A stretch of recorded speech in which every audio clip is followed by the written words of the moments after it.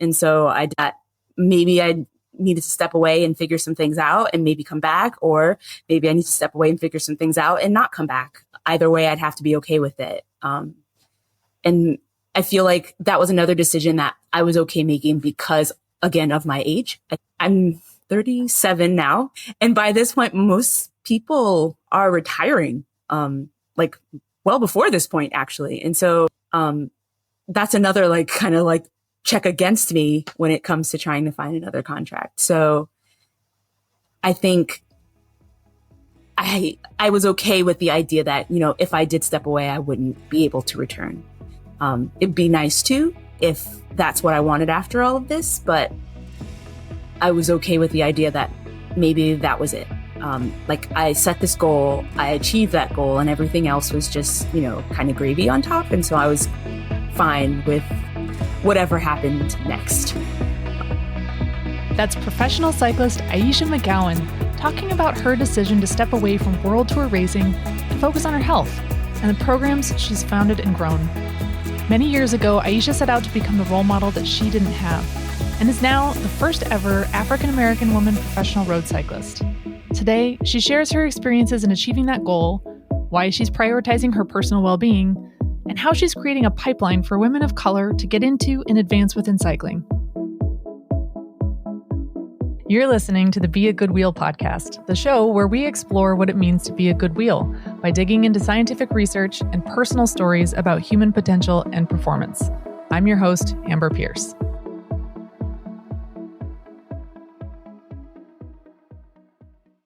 Today, we have the honor of speaking with American cycling icon Ayesha McGowan.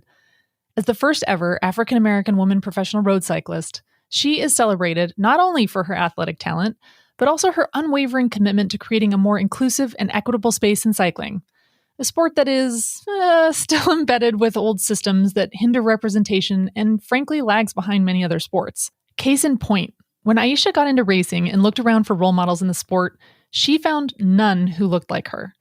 At the time, a few women of color had raced at the pro level, but with nowhere near enough representation to normalize racing at the highest level, and none had been African-American women.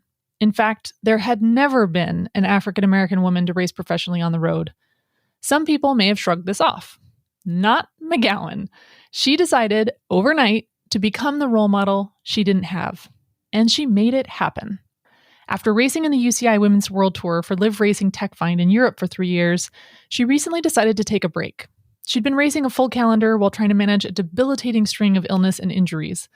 The dual strain of those efforts took a toll, one that she is meeting head-on with steadfast pursuit for answers and solutions.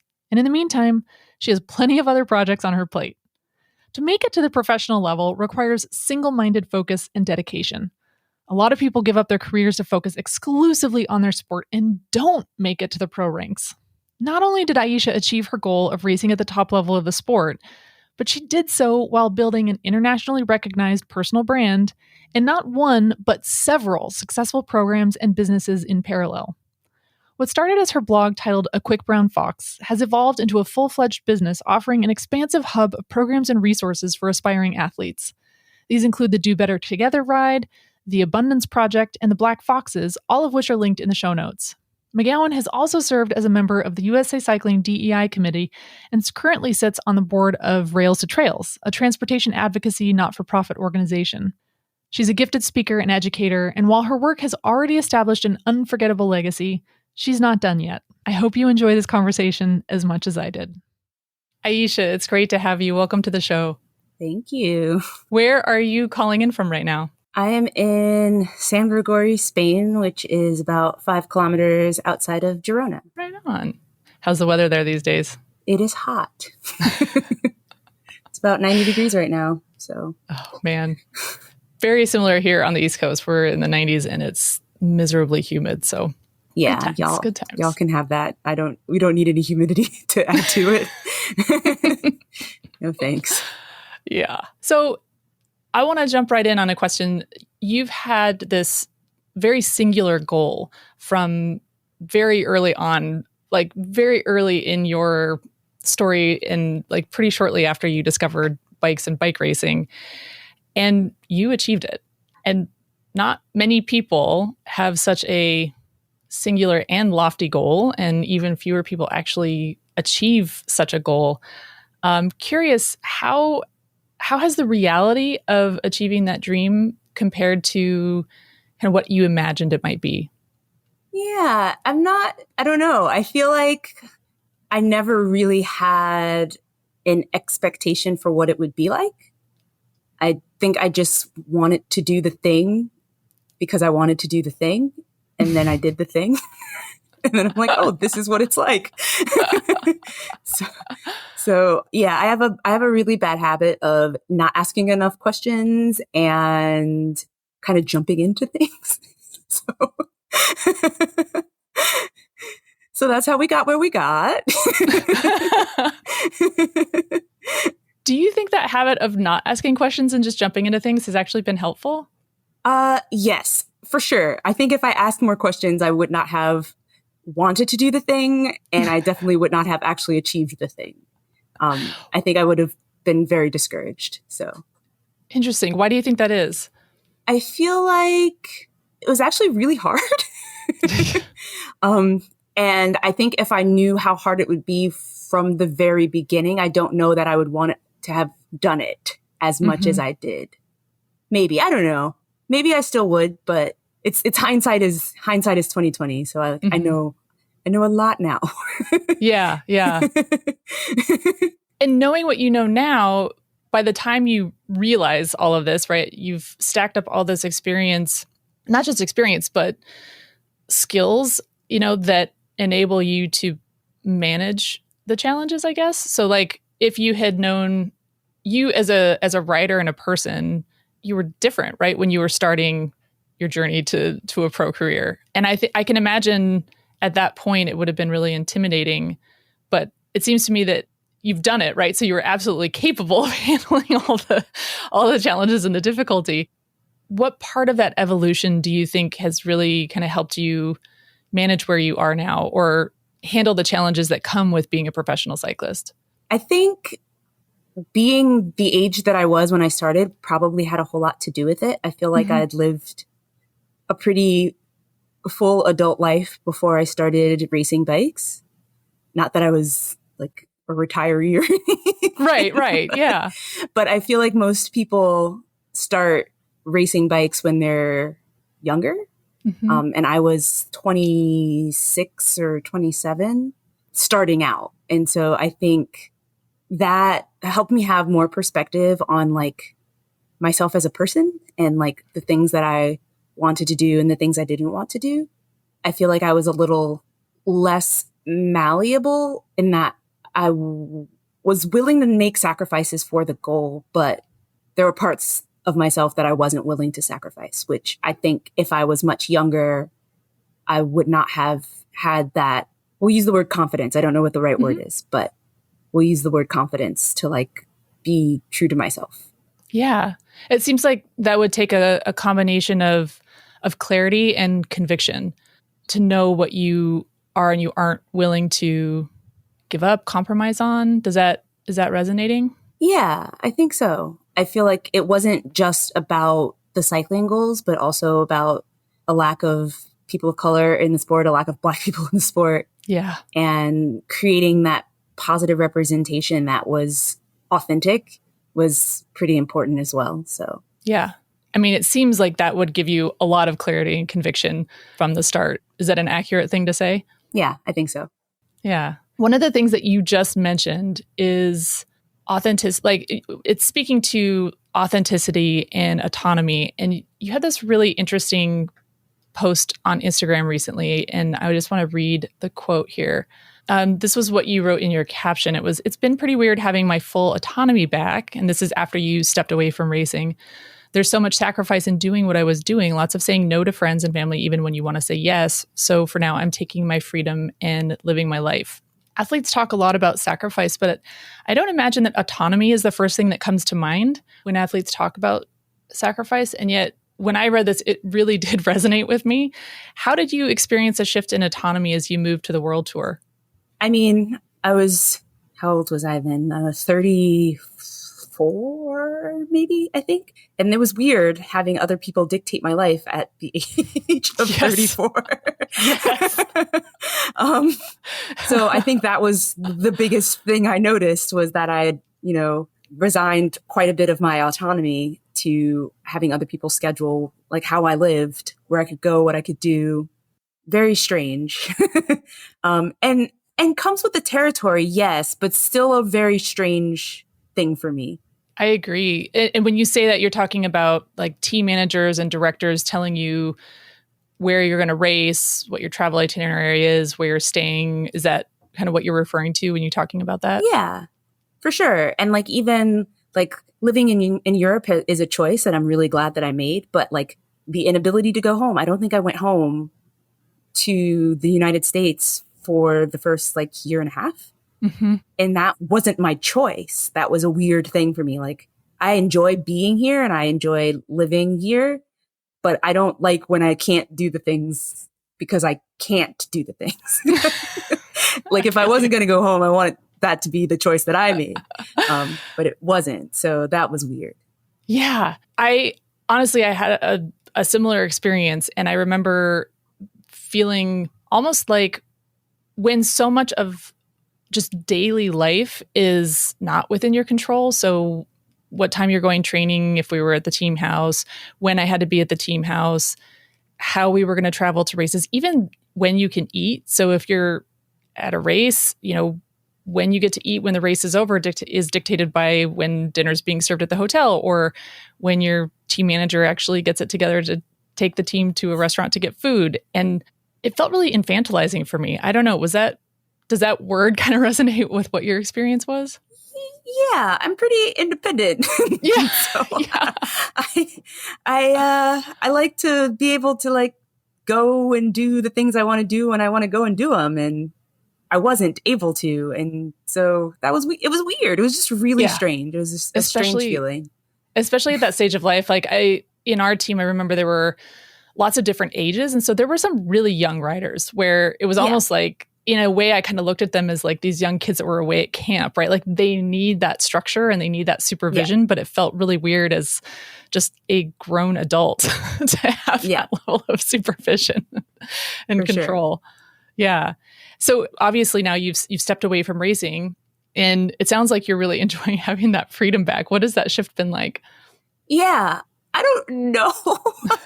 I feel like I have my autonomy, and I still don't quite know how to use it. I'm like trying to figure that out, but also trying to be a responsible adult and like trying to, go to bed at an appropriate hour, eat meals at an appropriate hour, not, do all of the things that sound fun because they're there, but just do, a reasonable amount of fun things.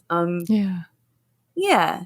Autonomy's pretty great. And I guess it's also different for me because I don't have like a 9-to-5 job where I don't have to be in a place at a specific time every single day. And part of that lack of autonomy before was training. Like I couldn't do anything or go anywhere because I had to ride my bike every single day. And I had to get it done within a reasonable hour so I could also eat and so I could also rest and do all the like appointments that I needed to do or meetings or whatever. And so now I'm going through like a medical thing. And so I can't train as much. And that's also weird. It's like, okay, maybe I want to train more. Maybe I like that structure of having my life kind of I didn't have to think about it as much. So I'm just in a weird headspace when it comes to like what it actually means to have my autonomy back, because I don't fully know what to do with it. Yeah. Yeah. That makes sense. I mean, when all of those decisions are being made for you, it feels weird and uncomfortable at times, but also it removes a lot of stuff that you have to think about, right? Like there's just so many decisions that you don't have to make anymore. And on one hand, that could be really beneficial for, training and racing, because all you really have to think about is the training and racing. And I think, well, on most teams, that's like the positive side of the intent with that. But then the flip side of that is, going back to where you are now, like all of a sudden there are so many more decisions for you to have to make at this point in time, at a time when I imagine this might feel like a pretty confusing time given like your struggles with illness and injury in the last, years now, right? Yeah. it's been quite a few years of one thing or another. So I feel like I've been like starting and stopping a bunch doing that. Like I'll have my autonomy to make my decisions, but then my health will dictate in a way of what I can and cannot do. Right. So and so then there goes that autonomy. Like another, it's like, all right, I guess. Like I can't eat what I want, or I can't like go where I want or do the things that I want. And life is weird.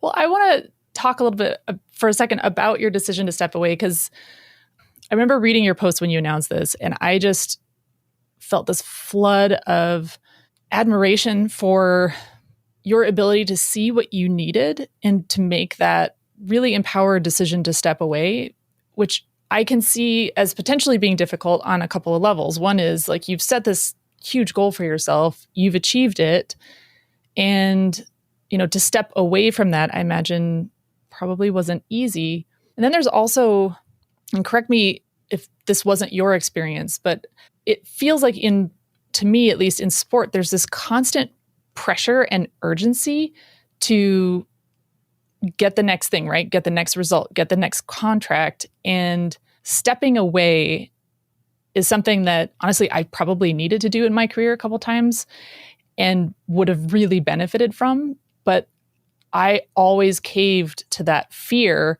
of, okay, if I step away, how do I come back?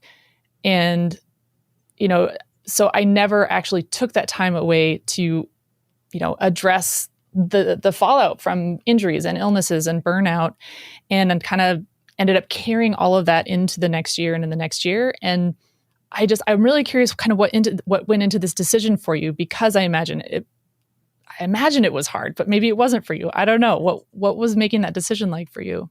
I mean, it was a pretty tough year.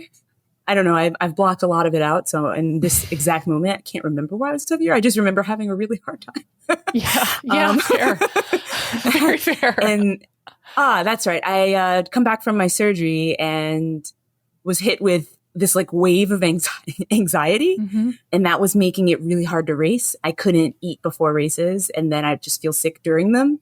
And it was really frustrating because my actual like feeling in my brain and like the sensations that I had was of excitement and desire. And I wanted to do this thing, but my body was rebelling it in every way, just not wanting to be a part of this. Like if I would go toward the dining area, I would just get nauseous. Like I couldn't even be near food, let alone eat it. Oh man. I was just angry every day, because I'm just like, what in the world? Like I've gone through all of this stuff already and figured that out. And now this, like, what am I supposed to do with this? And there's like, I can't like do anything about my brain. It's just, I just have brain. To, like it's literally in control. And I feel like I can't really do a whole lot about it. And I guess there's that autonomy again. It's one, if it's not one thing's taking it away, it's another.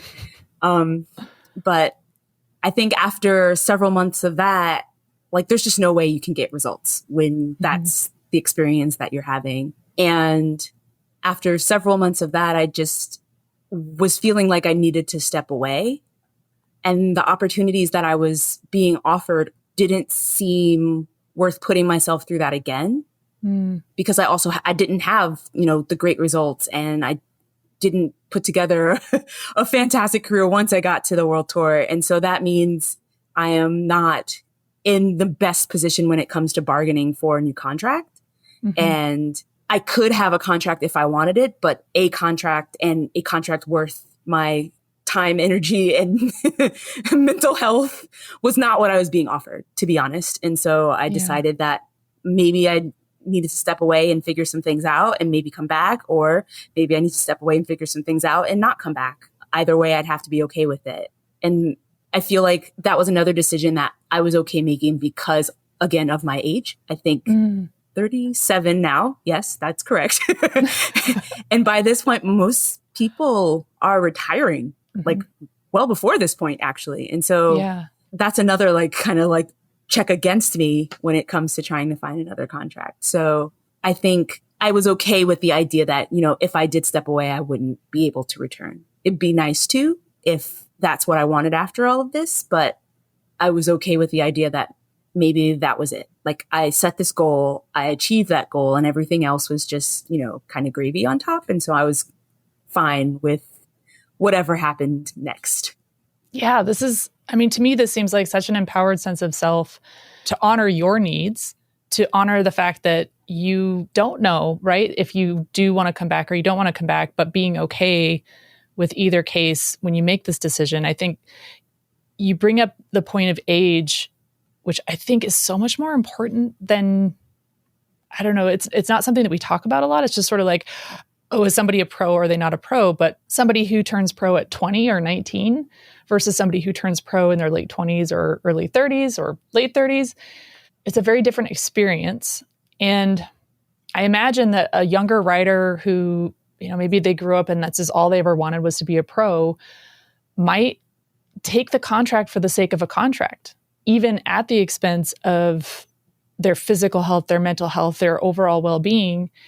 And you made a really great point too. Like when those things aren't there, you can't perform. I mean, you're racing on the world tour. Like this is, if your body isn't in optimal shape and functioning normally, typically at this level, like everybody's trying to optimize everything, right? To like almost like a ridiculous extent. So when your body isn't even healthy to start with, you just set yourself up for a really like a dark downward spiral. And I think that happens to so many young athletes.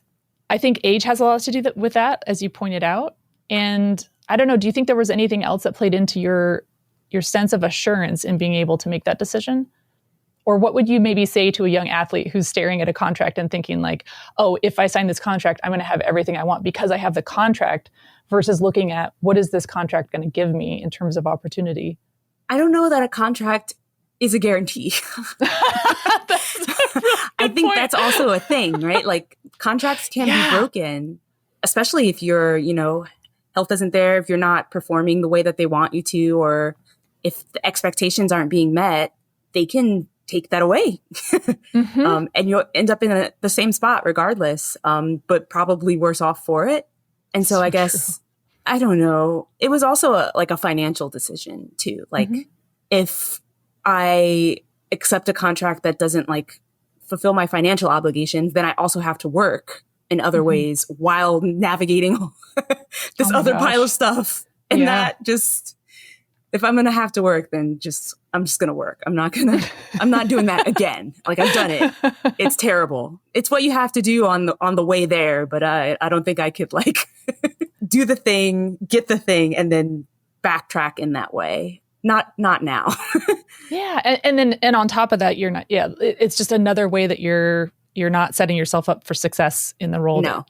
That makes sense. Like we've just seen paying people in the Women's World Tour has significantly increased the level of racing. And that's because people don't also have to work. It's really simple. Who knew? And so it always amazes me when, women on the Conti level and the club level can perform really, really well while also holding down, full-time or part-time jobs. Good for them.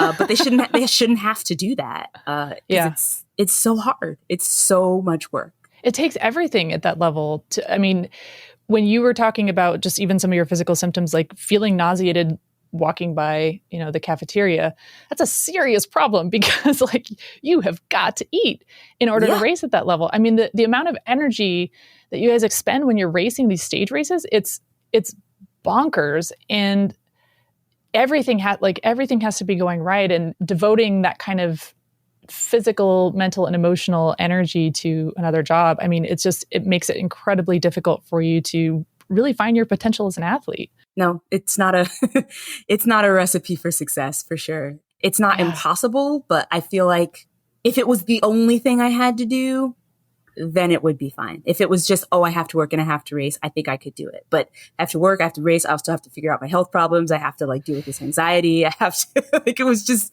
too many things at the same time. Like I can't do all of them. I can only do like one or two. Well, honestly, truly, I commend you for making that decision. I think it's incredibly courageous from where I sit and empowered. And I think it sets an incredible example. I know that you did this because this is what you needed to do, but I also am really excited because you have so much visibility, and I'm excited for young and aspiring athletes to watch you make this decision and see that this is a viable decision. Like, you can make this decision. It's an option if you ever end up in this position, that you can step away and you can take that control. So for what that's worth. I'm curious about the job thing. So obviously, if you're working a side gig, or you have some athletes even have full-time jobs on top of the racing, which makes it incredibly difficult. On the other hand, I was working with a sports psychologist a long time ago, and she made this point to me, and I thought of it as we were talking, so I'm curious what you think about this, that it's actually important to have something other than the racing in your life. Yeah. A passion, an interest, something else that you're pursuing. Because when the racing doesn't go well, and inevitably it will not go well at times. At some point, yep. Yeah, you have this other facet of identity or another passion that you can lean into, so that your whole world doesn't come crashing down when the racing isn't going well, right? Because eventually the racing will pick back up again. I mean, like, it's not inevitable that it's going to suck forever, but it helps to have something else to lean onto. You have created so many cool initiatives and programs along the way in your career. And you spoke to this already, bringing awareness and representation to the sport and being the first African-American woman pro cyclist. Like, has that helped you from like a mental health perspective, even along this journey of racing? For sure. I think I had the advantage of having something bigger than myself as a driving force, which is really cool.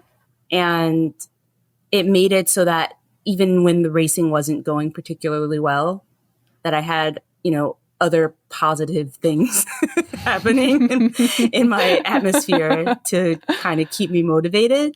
And so, yeah, I think that that's been really great. And I highly recommend having something other than the racing, because a lot of bike racers are very one-dimensional. Mm.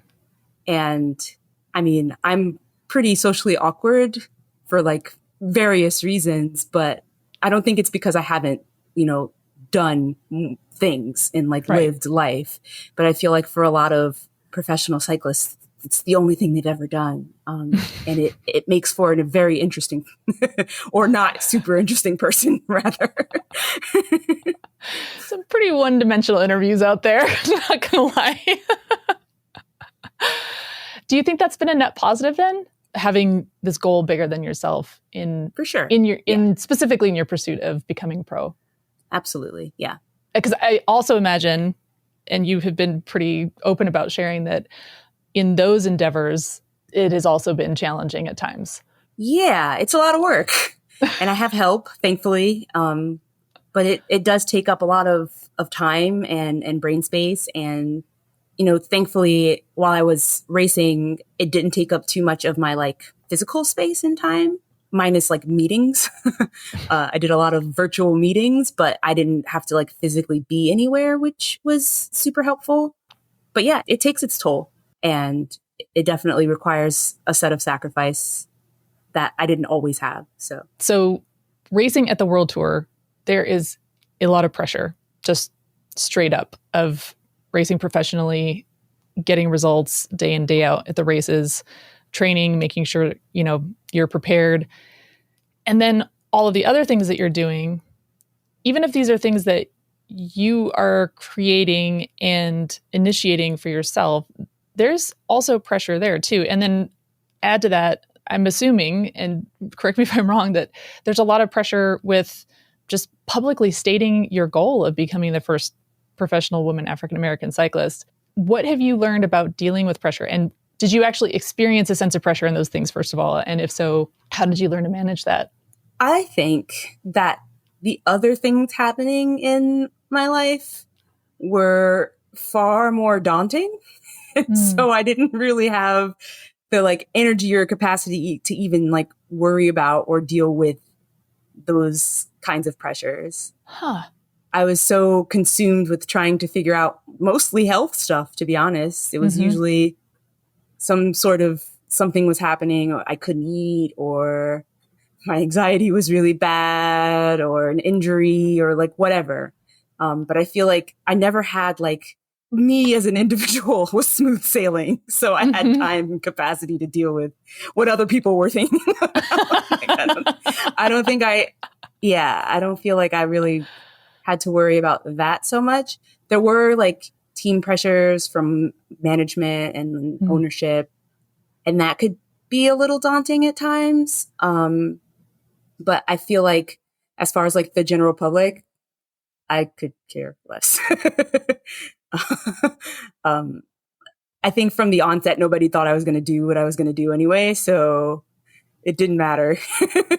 I'll say nobody. I feel like I know a lot of people who really believed in you, but I get what you're saying. I feel like quite a few, it's one of those things where the negatives always feel louder than the positives. And I feel like I learned how to tune that out pretty early on because it didn't feel nice. So we just turn that volume down. So was that a skill that you learned out of like necessity and survival, or was that something that you intentionally worked on? Probably both. I think in the beginning, I always felt like, I have to tell them they're wrong and respond to everybody and be really present. And then at some point, I'm like, I don't owe anyone my time. And that was a much better method. I feel like that's such a hard lesson to learn. And yeah, for sure. Do you think that it was experience or age or both that kind of helped you get to that point? Definitely both. Definitely both. I'm asking because I'm imagining that there might be some young athletes listening to this who are thinking like, wow, that's something that I really struggle with right now too. And I'm wondering, what they might be able to learn from your experience in that regard. People say don't read the comment section. It's really hard not to. I always read the comment section, but now I find it funny when it's like negative instead of upsetting. And there was a point where I made like a bingo card of all of the things that people would normally say, and that made it more of like a fun game. That's brilliant. That's amazing. But that was definitely one of my coping mechanisms earlier on, just making this like bingo card of like, all right, these are the things that have been repeated to me over and over again that don't make me feel particularly good, but I have to accept that this is how some people feel, and that's going to be what it's going to be. Like, I imagine being able to laugh about it would take so much power out of it. Yeah. And now at this point, when I see it, it's funny because it's like, why are you still upset? Like, how are you? Like, at this point, like, let it go. Like, we don't need to just let it all go. It's fine. But you mentioned that the negative voices often feel the loudest. And I agree with that so much. And I think that is one of the hardest things is that we assign so much more weight to the negative comments than to the compliments, right? Like the compliments just sort of like, you're like, oh yeah, that's nice. But, and then thanks. There's all these caveats in our own heads of like, right, whatever. And then somebody says the negative thing. And then for me personally, like I'll find myself stewing about it for a week, and I don't love that about myself. It's not something that like is particularly helpful, but I think that's a human reaction. It's not helpful, but it's a human reaction. So yeah, I love that strategy of finding a way to laugh about it and bring humor to the situation. I think that could be a really, really helpful tool for probably athletes of any age, I would guess. Yeah. Yeah. On that note, so how has community played a role in your success? Because actually, before we get to that, talking about pressure in these team environments, you've been in a lot of team environments, a lot of high performance environments. And through the projects that you've been building, the Abundance Mini Grant, the Abundance Program, Black Foxes, you have created teams and businesses for yourself. How have you modeled your approach to that? Like as a leader, a team member, entrepreneur, what have you learned through racing and seeing other management styles, leadership styles, either in the sport of cycling, in the racing, or in the industry itself? What are you taking from that, and what are you trying to do differently? I feel like the main difference, and this will sound, I guess, shady, but the main difference is that I've found that people respond better to supported environments and will perform better if they feel like they have the resources and the backup to do so. Mm-hmm. And so that's something that I really try to bring into the Abundance Project, trying to alleviate those pressures as much as I can Yeah. and encourage people to do the things that they showed up to do. Most people aren't racing bikes out of obligation, Right. especially on an amateur level. So to make it so heavy doesn't make sense to me. I do try and bring some realistic aspects of things into it because it's not all rainbows and sunshine, and bike racing is hard and you have to take care of yourself in a lot of different ways. And so trying to like incorporate pieces of that into Mm-hmm. the programs. And that's harder for me because I'm a big softie, but just trying to, I don't know, if we want people to race bikes, I don't think we can make it seem impossible. Again, my programs are not Yeah. at a world tour level, so I get a bit more leeway there. But yeah, just trying to create supportive environments of fun and like openness and Mm-hmm. not necessarily low stakes, but making it okay if things don't go well Yeah. instead of making it the end of the world if things don't go well. Yeah. How do you do that? Isolating races, encouraging people to try again for the next time. And I think that's a skill you learn in stage racing, really. Like if you have a bad day and you sit on that bad day, then it's going to ruin the rest of your stage race. Yeah. And I think it's probably, easier for me to say that because I'm never going to be a GC contender. But just in general, I think at the level that the Abundance Project riders are riding, just encouraging them to like take things one day at a time and leave the day behind them, even if it went well.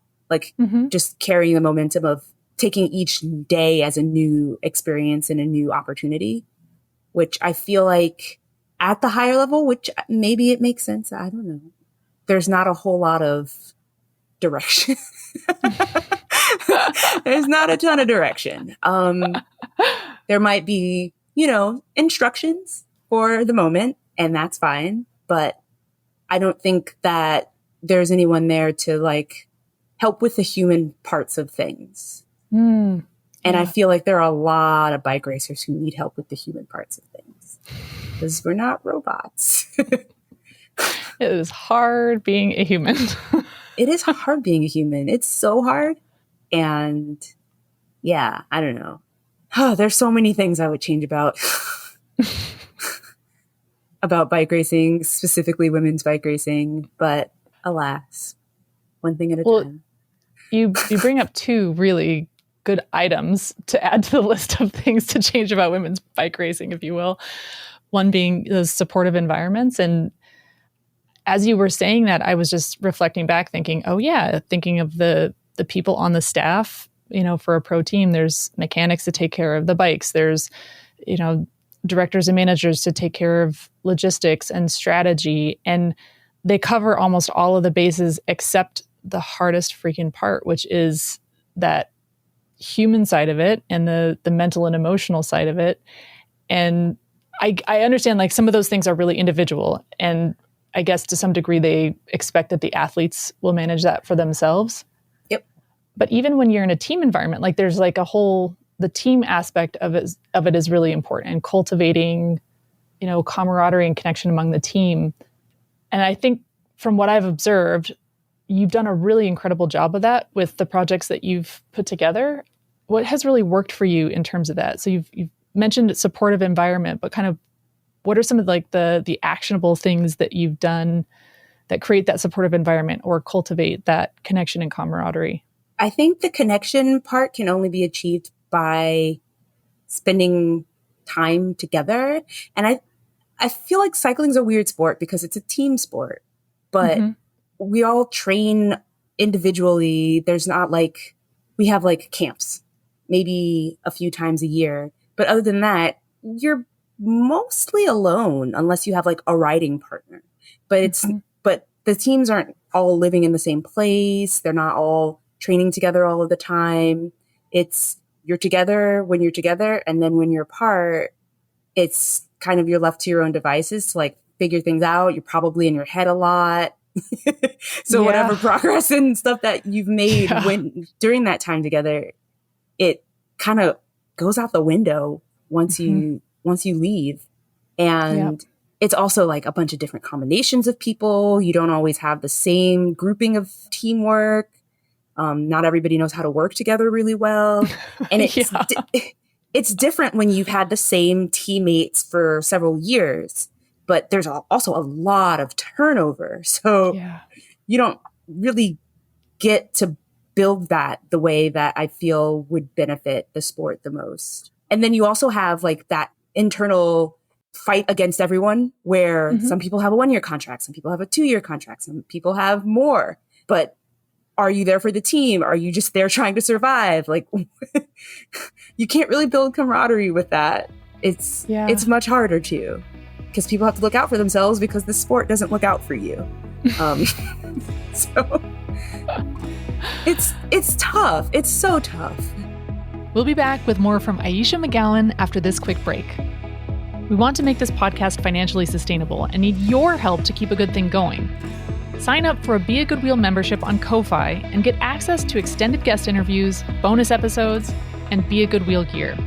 Monthly memberships start as low as $3 per month.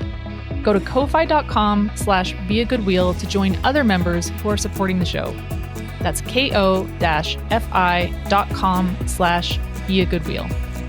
And now, back to our conversation with American cycling icon Ayesha McGowan. You mentioned earlier that the minimum salary that the UCI has finally instituted for the Women's World Tour has made such a difference in the level of professionalism and competition. And I think what you're speaking to right now is probably one of the big factors of that, is giving the women the financial security that they need. So they're not just scrapping for the next contract. They can focus on things like team connection and camaraderie, and maybe even have multiple, multi-year contracts. And going back to, that young rider who's coming in and they want to go pro, they want to have that contract, and maybe being willing to take a contract, or first of all, believing that the contract is going to give them what it says it's going to give them. And second of all, not really caring necessarily what it's going to give them, financially or in terms of support or race starts. But just to be able to sign that contract and kind of not tick the box, but like in their mind achieve that goal, it does create an environment where you have a lot of turnover. Because if somebody like yourself says, listen, this contract does not give me what I need to be successful, and this is not what I'm looking for, and you make the empowered decision to walk away from that contract, like chances are, in reality, there's probably 5 or 10 other cyclists that would be scrambling for that contract. Yeah. And it creates a little bit of a race to the bottom, I think. Yeah, for sure. Everyone's fighting over scraps, and it's really unfortunate. I'm really curious to see that now that they've announced that they're going to introduce a pro level, a pro team level for the women, what that does, if anything. Really curious. Yeah. So just to add some context to that, the UCI has announced that currently there's the continental level and the World Tour level. And the World Tour level has a salary minimum for the women. The continental level does not. The continental level is professionally organized teams, but the level of support and professionalism is going to vary wildly. And then what the UCI has announced is that there's going to be another level kind of between those levels that they're calling the pro level. And hopefully it'll create more of a pipeline. But this actually ties back to one of the things that you've been working on with the Abundance program and the Abundance Project, I love the way that you have been really organically building a pipeline through this. And I want to speak to that, but also mention that when I was doing my research and I was looking at all of the wonderful things that have come from this project, it was so cool to see how much everybody who's been a part of the project connects with each other at the races, even when they've moved on to different teams and they're no longer, actually teammates, like how they are so there for each other at these races, even if they might be racing against each other. It's really cool. You've done an incredible thing on the team camaraderie front. But tell me a little bit about how you've been thinking about this vision with like a total pipeline from maybe just getting into the sport and building a pathway for athletes to advance through the sport? Yeah. So initially, I was concerned that nobody would apply. And then we got hundreds of applications. It was great. But so in America, you've got the different levels of amateur. So now the women start as a novice, which can be called Cat 5. And then you can upgrade to Cat 4 and then 3. And then as a 2, you can race on the UCI level. And so my goal is to get as many 2s as possible and bring them to Europe to race Kermesse racing in Belgium and the Netherlands. Because, I mean, I did that and it was really eye-opening. Like, you learn so much really quickly. It's like being thrown to the wolves. It's fantastic. It's terrible at the same time.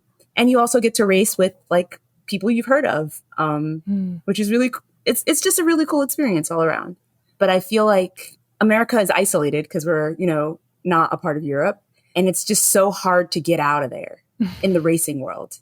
And we've lost now all of our teams that live and race in America, all of the UCI teams for women. I think the last one was DNA, and they've just announced that they are folding at the end of this season.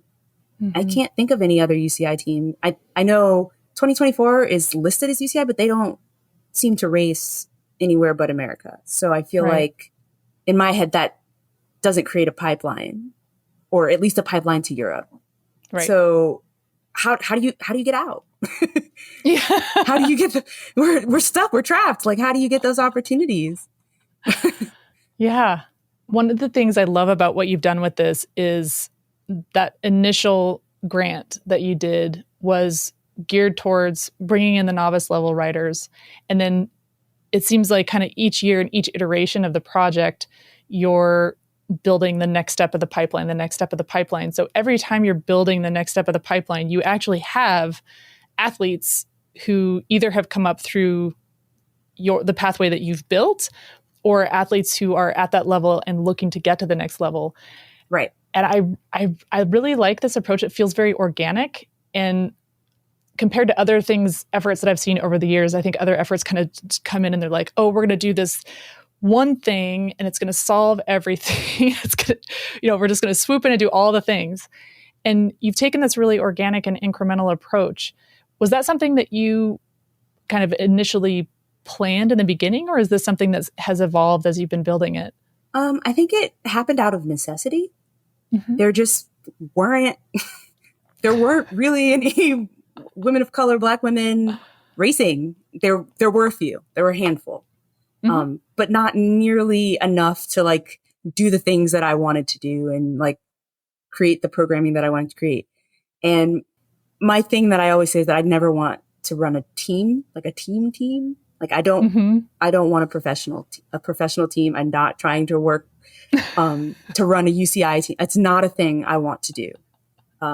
My goal is to create a pathway for riders to like be seen and hopefully be picked up by other teams, which is way harder now that there's none in the US on that level. But I think in order for people to get to the next level, they have to start somewhere. And so I had to create the entry point. And so the mini grant was literally no experience necessary. Like, can you ride a bike? That's it. Can you ride a bike? Are you willing to try bike racing? And if so, let's do this. And quite a few people can ride a bike and are willing to try bike racing, it seems. So that's been really great. Yeah. And once you kind of got through that stage of it, what was the impetus for building the next step in the program?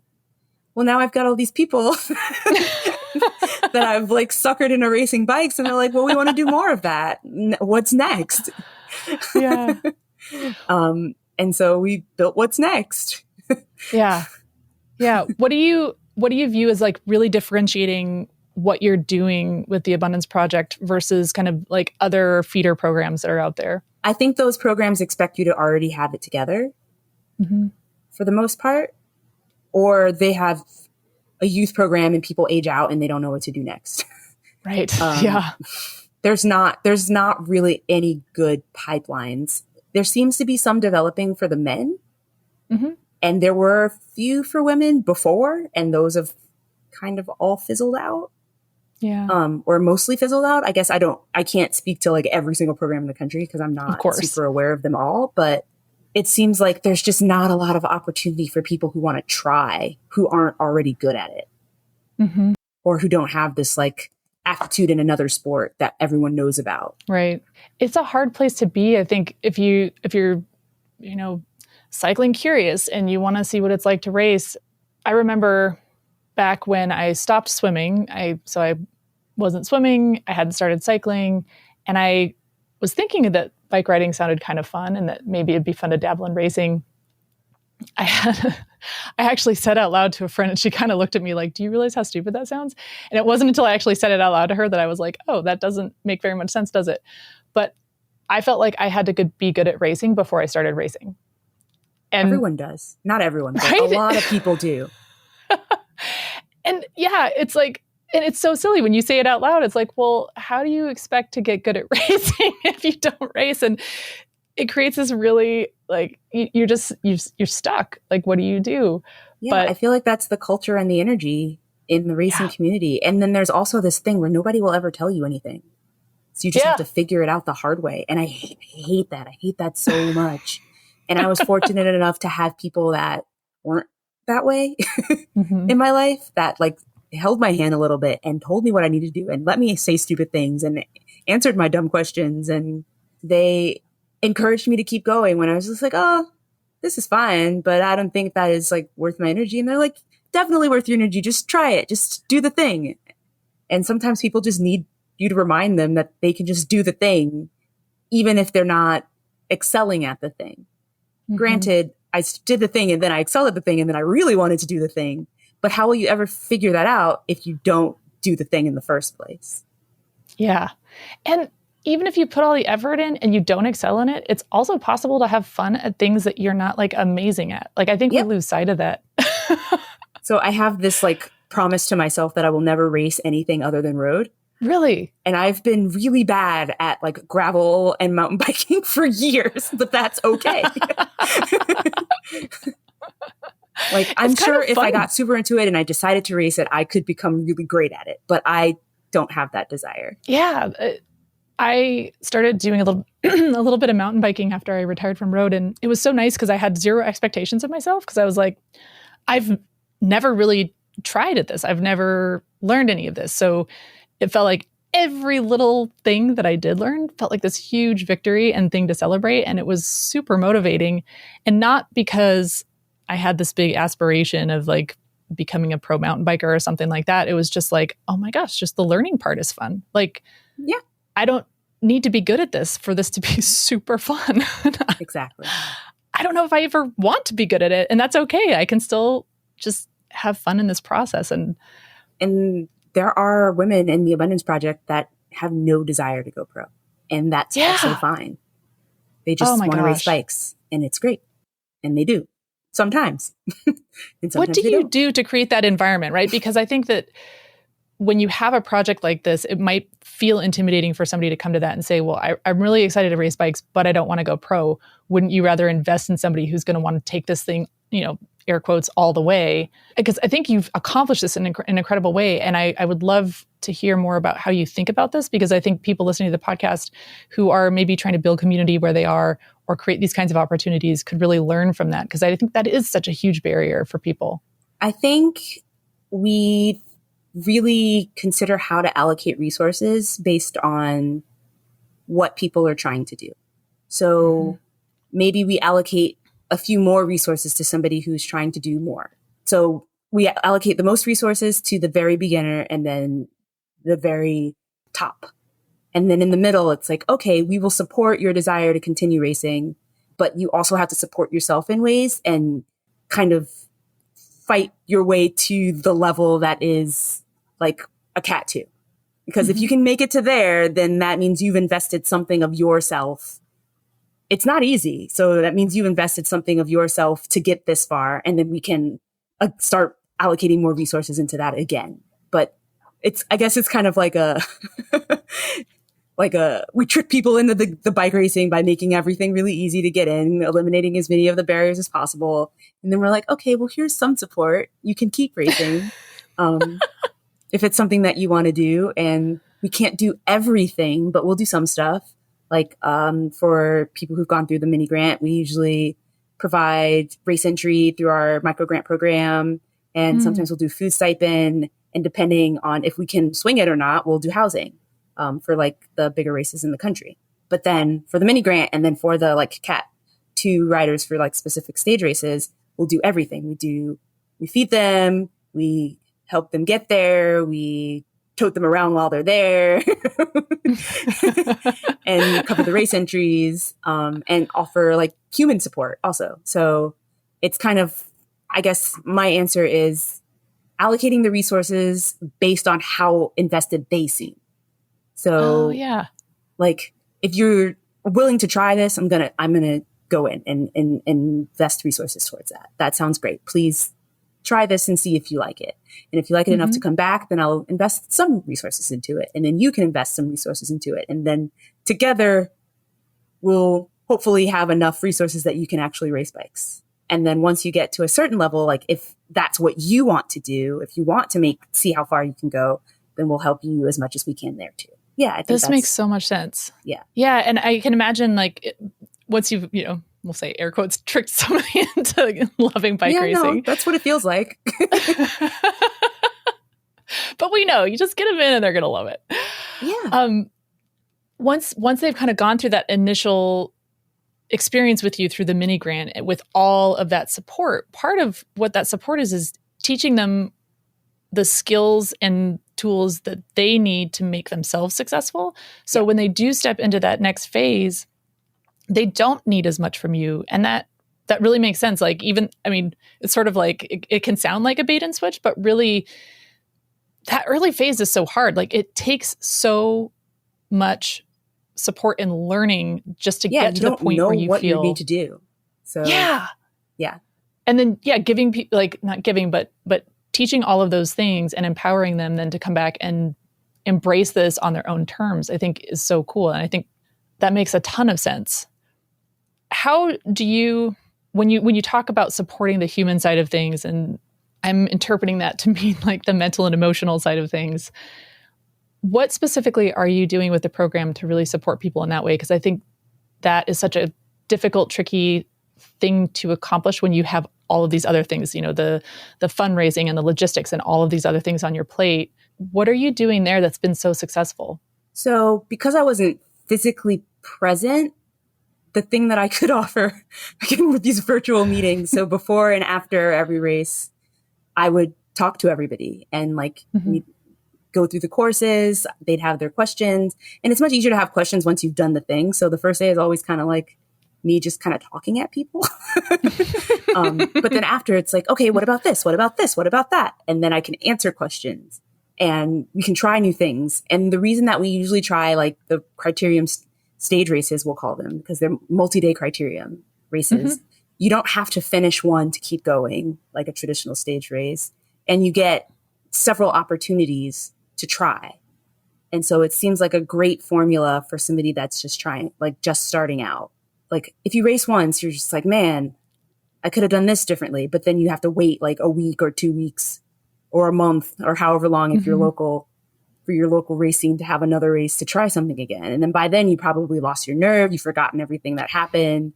But if you can just do it back to back to back to back, you can grow so much in like 3 to 5 days versus just trying it the one time and then like, okay, that was cool. And then never really doing it again, which I feel is kind of like what I did. I did one race and I was like, oh, that was fun. And then I didn't race again for a couple months. Right. I listened to one of your interviews that you did with your coach, and I don't know if you're still working with him, but I know that in that interview you were describing the process of finding a coach that was a good fit for you. And I think sometimes people kind of think like, oh, I want to find a coach who's they're going to do these things. Like I want a training plan, I want nutrition advice or whatever, not thinking that they might need to interview for the position, right? Like they might need to interview a few people for the position, because not every coach is going to either do the things you need or do those things in the way that you need. And I'd love to hear more about what you learned in that process of finding a coach who was a good fit for you. I think I had to find coaches who weren't a good fit for me to realize that I needed one that was. And good old trial and error. Yeah. And I always view it as it's like one of the most important relationships in your life. Like I had this really lofty goal and I'm putting my dream in this person's hands. Like I am asking you to help make me into a professional cyclist.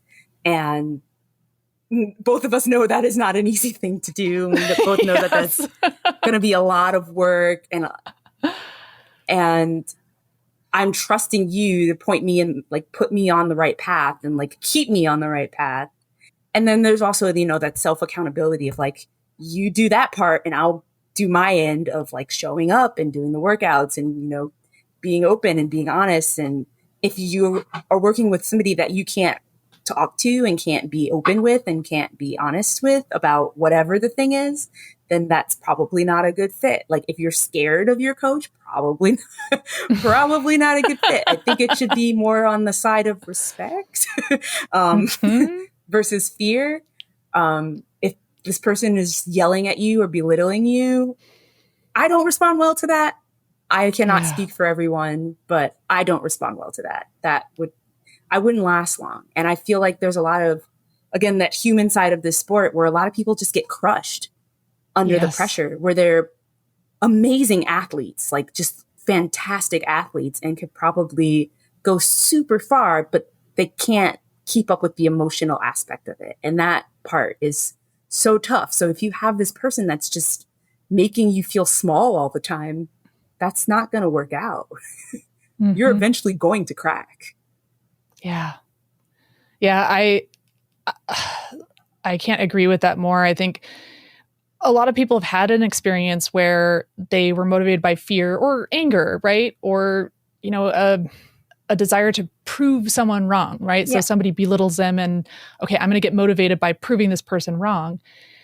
And it's not that it's completely ineffective, right? Like it can work, but to your point, like you're going to crack. It's going to wear you down. It's not a sustainable thing. And it's certainly not, in my opinion, like a path to optimal performance, right? Which is like when you're talking about world tour level, like that's what you have to be doing.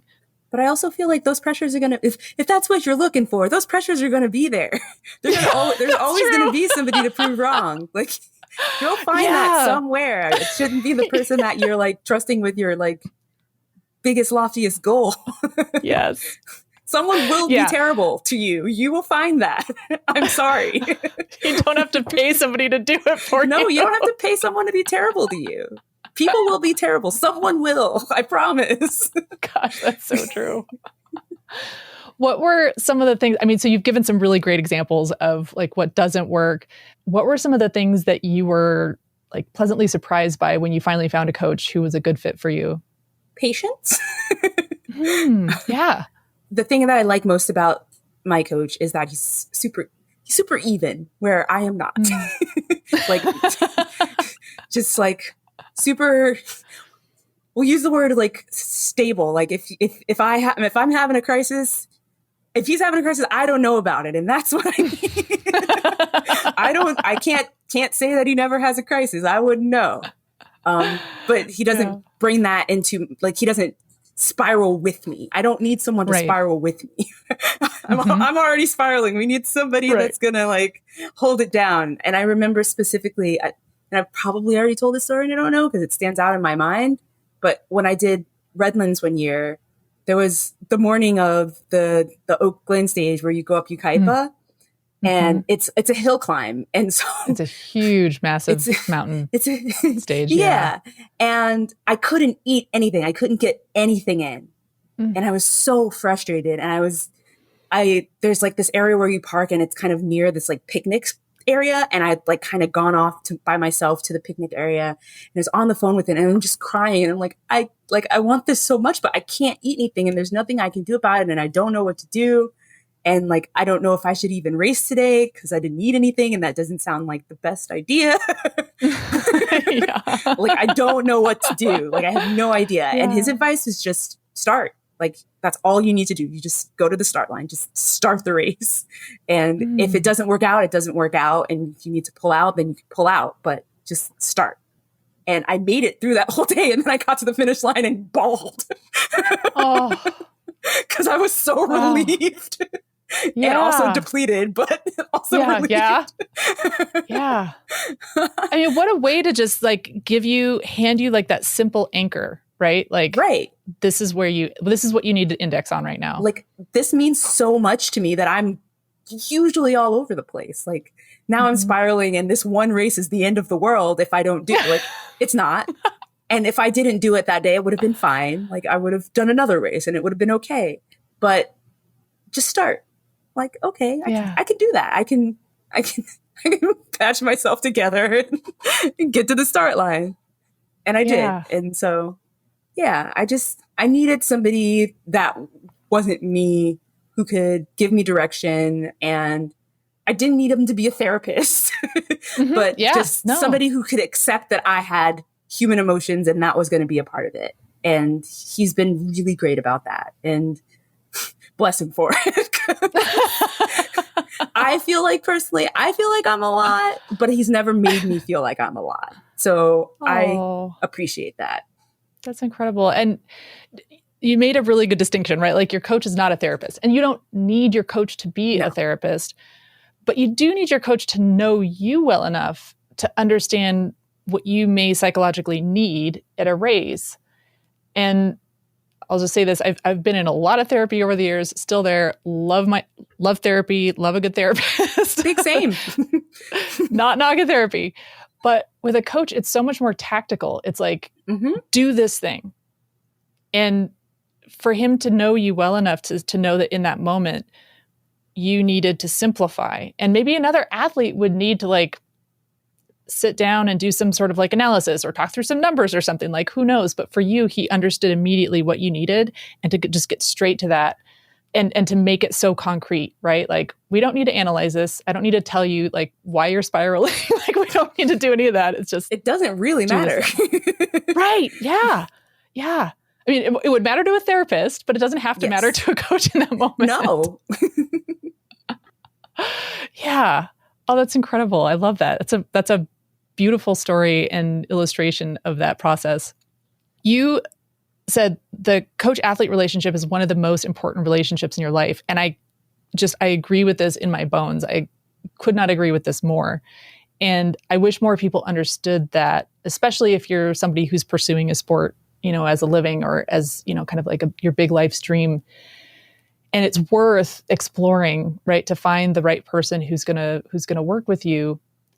On the other hand, like, so the relationship part is interesting because it's one of the most important relationships in your life. Agree 100%. It's also really emotional and in some ways very intimate, but in completely different ways than a romantic relationship. Boundaries can be tough. Right. Yeah. Yeah. And I've had coaching relationships where the boundaries were not the way they should have been. And that wasn't a good fit either. Right. Yeah. Cause you have to have some level of intimacy, but yeah, to your point, like if you don't have the right boundaries in place with that person, like what was that experience like for you with a coach? I feel like because I'm so vocal about a lot of the things in my life, that this person felt the need to like coach the whole me, and they wanted to be a therapist. I don't need that. That's not what I needed or wanted or asked for or hired them for. And so, alas, it did not work out for me in the long run. Right. But I think I needed to experience that to know that that's not what I needed. Right.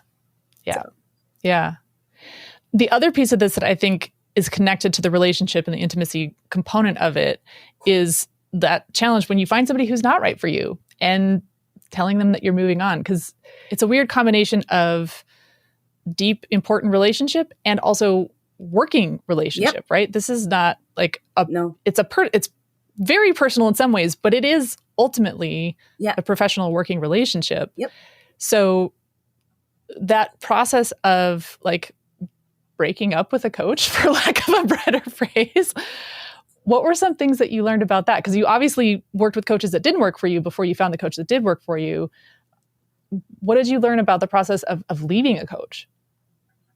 It's not easy, especially like, again, I'm a big softie. And so I don't like disappointing people. And I feel like if you tell somebody like, you're not the person for me, just like any other relationship, that probably hurts. It probably sucks for that person. But you got to do both of you the favor of being honest and open and also sticking to it once you've made that decision. Oh, relationships. I know, so many parallels here. Yeah, it's tough. But yeah, it also depends on like, how long you've been working together, how close you've gotten, like, and all of that. Like maybe it's been a very boundary heavy relationship. And then for you, they're just an employee to you. And then that's easy, right? It's just like, oh, I don't need this anymore. But again, for me, I think coaches are like super important. And so I usually bond. So it makes it tough. Yeah.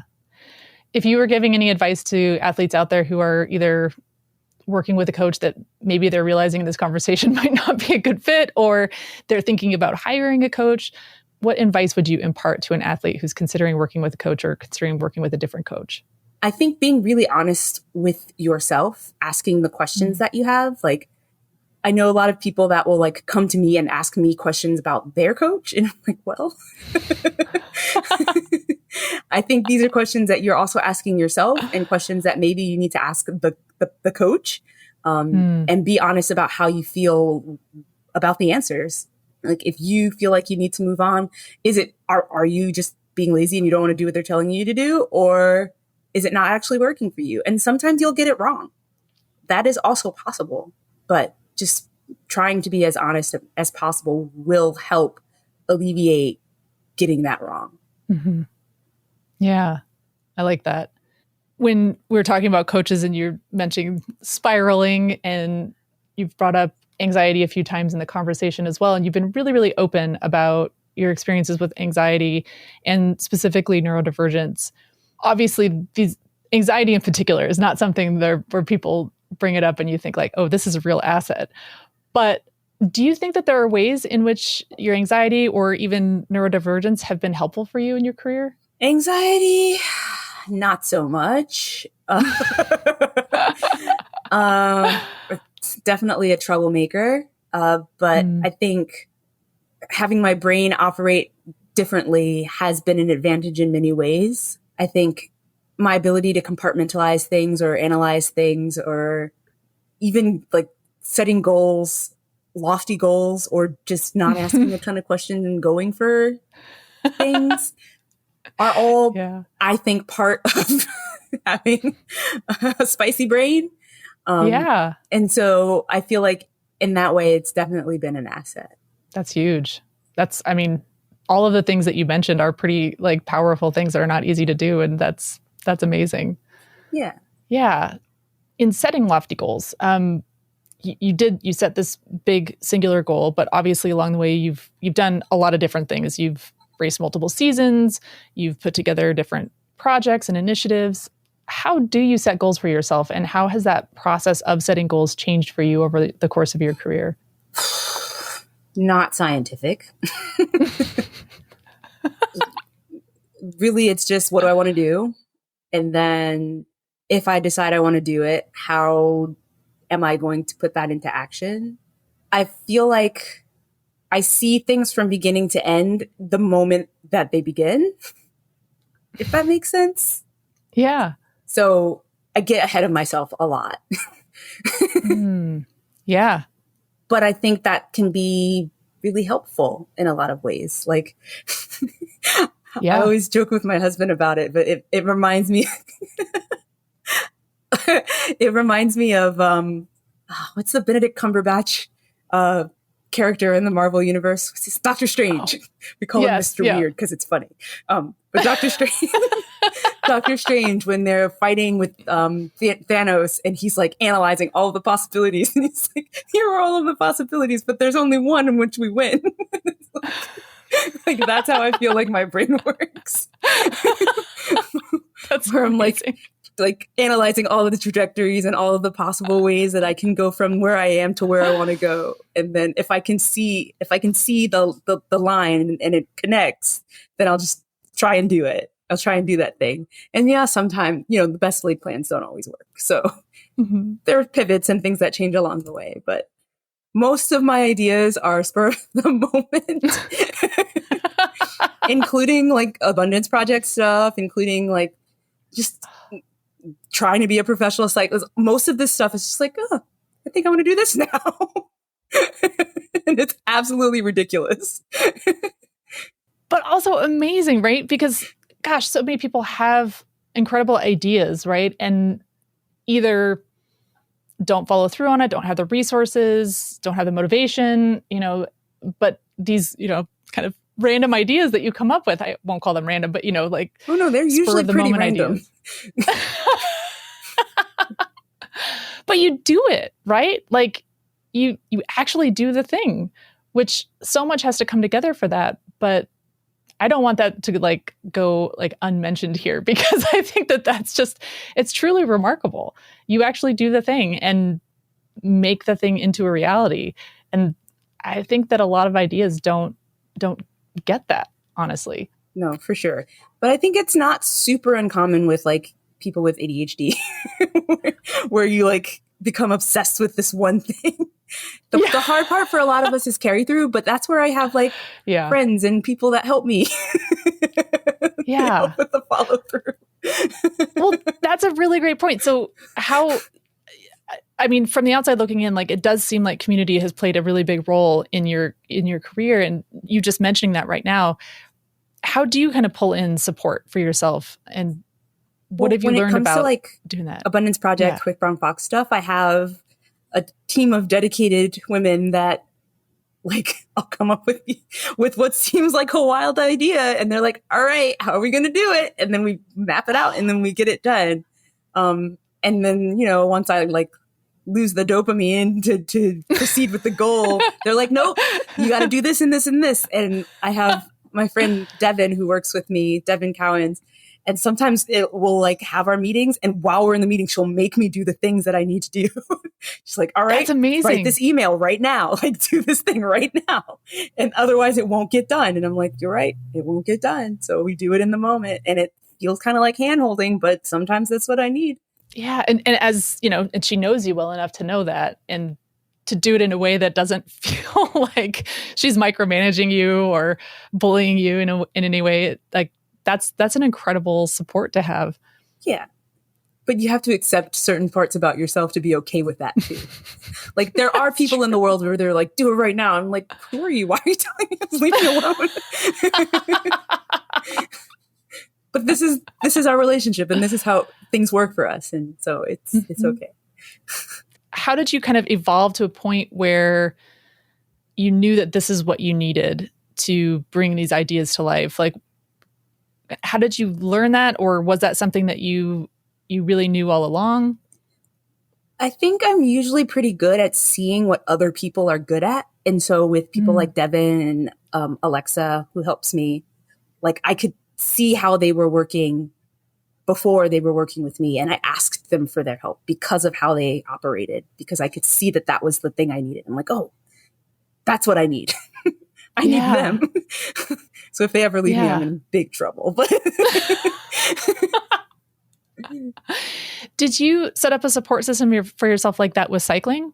In ways, but I think my favorite thing, like my favorite part of that journey was during the pandemic, when I decided I was going to get back into racing, because there was a whole point where I just stopped riding my bike. I wasn't doing anything. And then one day I was like, all right, I'm going to start running again. It was very Forrest Gump, but the opposite. It's like one day for no reason at all, I just started running. But I got this opportunity to be the stagiaire for the Live racing team. And I'm like, well, I guess I gotta get into shape. And we, during the pandemic, had been doing these like weekly calls of just a bunch of women of color. And we were just having these Zoom calls because everyone was just having Zoom calls. We had a virtual pod, I guess. And it continued through 2021. And so we'd be on these Zoom calls and I would literally be training. Like sometimes I'm like jumping around doing strength training in my exercise room. Sometimes I'm on the trainer on Zwift, like riding my bike. But like, it was always really, I don't know. It just felt like I had training buddies and like people rooting for me. And I think I went from very mediocre fitness to very high fitness in a very short time. And I had a really good like end of season that year. And I definitely think it was thanks to those Zoom calls. Well, with like ADD and like other neurodivergent things, there's this thing called body doubling where you don't necessarily need somebody to like do a thing for you. Sometimes you just need somebody else to be in the room to like be motivated enough to do a thing. So my husband and I have this thing where I'm like, I want you to come help me do this thing. He's like, that is a one person job. And I'm like, yeah, but for me, it's a 2-person job. And I don't necessarily need you to do it. I just need you to be there. Just come stand here while I do the thing. Just come like sit in the room and then I can do it. And I don't know why it works. I have no idea. And I'm sure somebody does. And there's a science behind it. But I think the Zoom calls were just body doubling. And I just had people that were there with me. And I was doing something completely different. But I was doing it. I was able to do the things that I need to do. And I was doing it with really good consistency. And that was great. That's amazing. So the women on the call, were they also athletes? Some of them, but everybody was into bikes in some way. But I think I was the only one at the time that was like racing, if I can remember correctly. And definitely the only one racing at the level that I was racing at. Yeah. And what difference did it make for you that they were all women of color? It was just how we formulated the calls. I think it started with like my birthday party, my Zoom. I downloaded Zoom so I could have a birthday party. And then we just pandemic. And we just kept having. Yeah, well, my birthday happened kind of like right at the start because it's April 2nd. And so I was like, man, I can't like I can't do anything. I can't go anywhere because we shut down in like March, like somewhere in like early to mid March, the country shut down. Or the Happy world birthday, shut down. Aisha. Yeah, and I was like, man, this sucks. And I was like, all right, well, what's this Zoom thing all about? Yeah. And now we want nothing to do with it. Oh my gosh. But yeah, I think it helped with the conversations. It helped with the camaraderie that everyone was a woman of color. It felt very like, I don't know, it had an oomph to it that I don't always find in other groups. And it was really great. Yeah. Do you think that's part of what has made the Abundance Project so successful? For sure. I think the thing that I was missing when I was racing was that sense of community. I felt like there were a few other people of color that were around, but there wasn't really like that like support, that network that was built.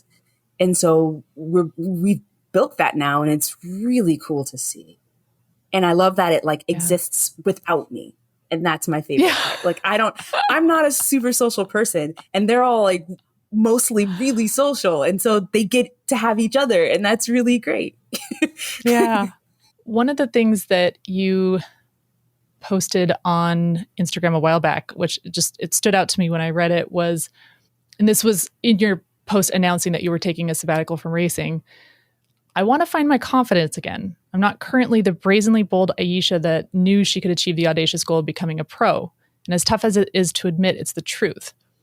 And in that, you kind of talked about becoming more stoic and reserved. And that was specifically in reference to having, been having to deal with injury and illness for 7 to 8 months at that point.